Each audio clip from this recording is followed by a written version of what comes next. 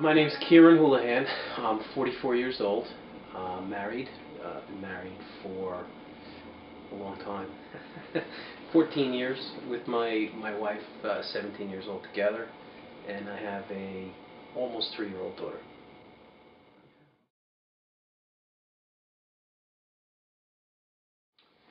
I was diagnosed with leukemia, acute myeloid leukemia, on December 9th, 2009.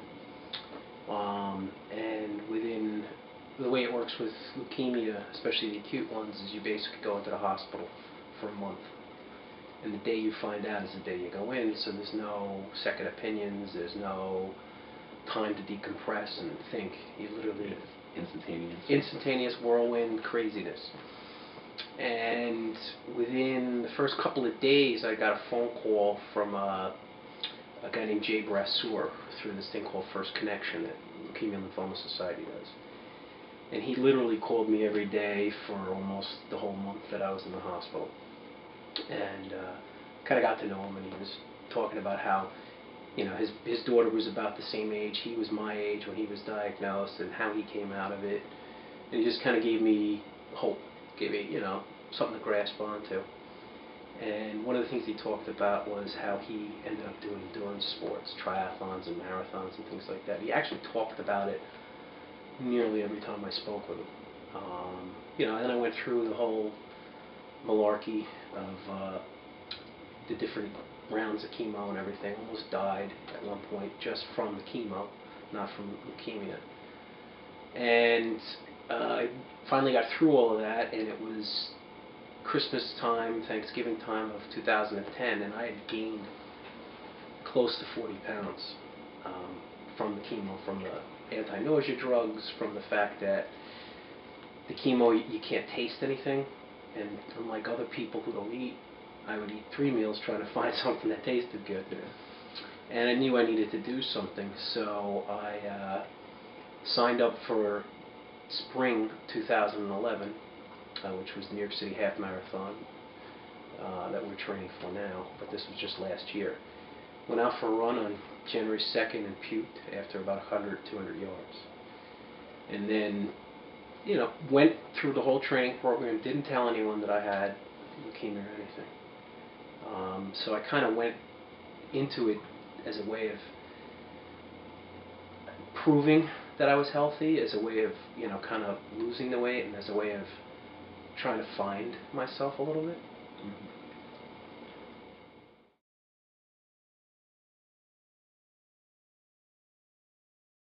The training process to me is painful, but it's life affirming, and the thing that gets me the most, and gets me in a good way, doesn't get me in a bad, that grabs me, is just the number of people that are giving of themselves. They're getting a little something in return. Obviously, they're getting some training, and for some people it's the ability to run the New York City Marathon, but that's only one out of the dozens of events. And they're all there raising money in memory of, or in support of, people like myself and you that have gone through this. So, I mean, for me, the training is this couple of different things. The main thing is it's the simple road process, obviously, of getting me prepared for a race. But more importantly, it really is kind of a motivation and a confirmation of why I'm doing it.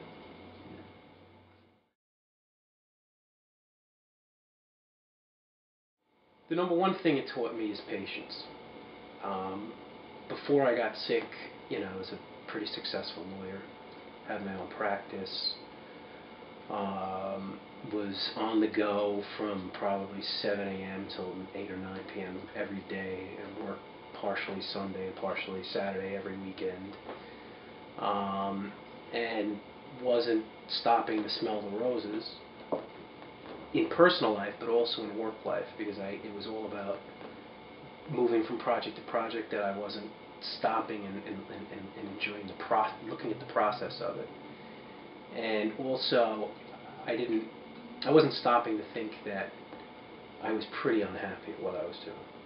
And so as a result, I got out of my partnership, and am in the process of deciding what I'm going to do with my life, and I'm doing some things for myself personally that could potentially have a professional end to it.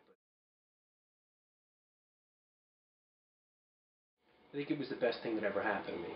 Um, Obviously, getting sick the day you get that word, there's only one thing that could ever be worse, which is that your child is sick, or your spouse or your significant other. But it was the worst day of my life to date, and then every day since then, and especially since the day I was told I'm in remission, has been better. Yeah. So for me, I think that I'm a better person today than I was before the day before I got sick. And this is from 2 years of thinking. I would stop. I can't do anything different necessarily from the past, but I can only do moving forward different. And it's when presented with any sort of situation, asking the question, what's best for me in this situation, instead of doing what I think is right, or doing what I think is expected, or doing what I think society expects, or doing what others want, or doing something self-destructive, which often happens.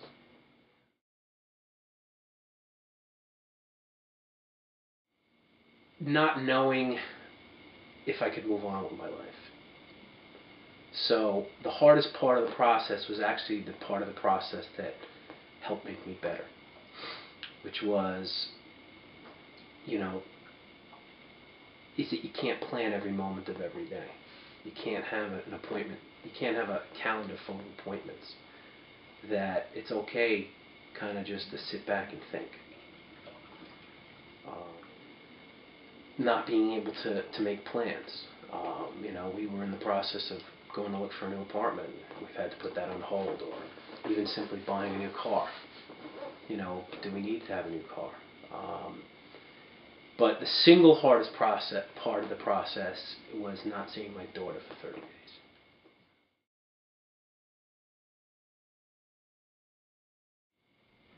Well, first and foremost, to tell them that I think that you need to compartmentalize each day.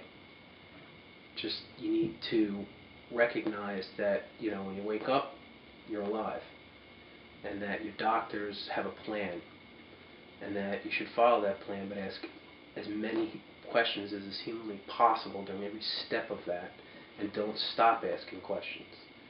I'd also tell them that the best advocate you're going to have for yourself is yourself, and that if you don't push and prod and be a bit of a pain in the ass to your doctors, you're not going to get the best treatment. While always remembering that your doctors do know an awful lot more than you. I also explain to them that don't believe what you read. That whether or not you're going to be a survivor has an awful lot to do with your own mental makeup. And because whatever your mental makeup was before doesn't guarantee your current mental makeup. So that if you were fatalistic or somebody who gave up before, that doesn't mean you're going to be fatalistic or give up now. You just have to, you have to convince yourself and understand and believe that you're going to make it. And that positive mental outlook, I think, can do wonders.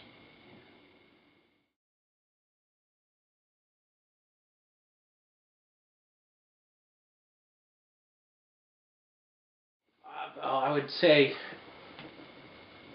first and foremost, doing any sort of an endurance event is a test of yourself, and I'm living proof that it can be done. If I can weigh 240 pounds in January of 2011, and by November of 2011 weigh under 200 pounds and run a marathon, having never run more than 3 miles in my life prior, anyone can do it.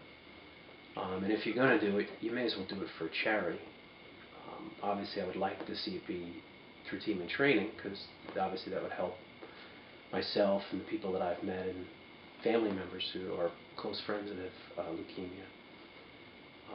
But the whole point of running for people and running for others is about hope. So every time I see somebody who joins team and training and comes out and doesn't have or has any sort of connection, whether they themselves are sick, have been sick, or they have family that were sick, or friends that are sick, or if they just wanted to do the marathon and there was no other way they could do it, they give me hope. And you provide hope for all the other people that go through this, because it lets me know, and it lets, like, it lets other people that are suffering through this know that people give a shit, and that's hope, because that's the best four-letter word for this whole process.